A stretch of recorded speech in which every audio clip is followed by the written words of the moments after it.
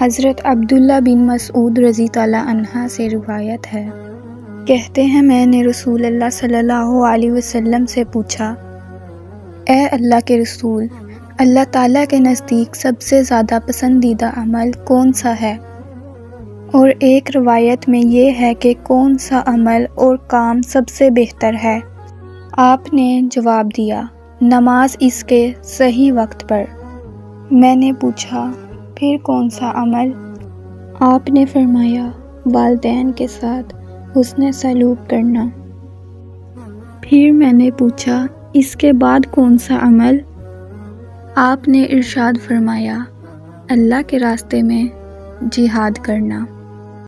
حضرت ابو ہریرہ رضی اللہ عنہ سے روایت ہے، رسول اللہ صلی اللہ علیہ وآلہ وسلم نے ارشاد فرمایا، جب کسی آدمی کا درجہ جنت میں بلند کیا جائے گا تو اسے تعجب ہوگا، بالآخر وہ اللہ تعالیٰ سے پوچھ پڑے گا، اے اللہ، میرے اعمال تو اس لائق نہیں تھے، پھر میرے اوپر اتنی کرم فرمائی کیوں ہے؟ تو اسے بتایا جائے گا کہ یہ تیرے بیٹے کا تیرے لیے دعائے مغفرت کا کرشمہ ہے۔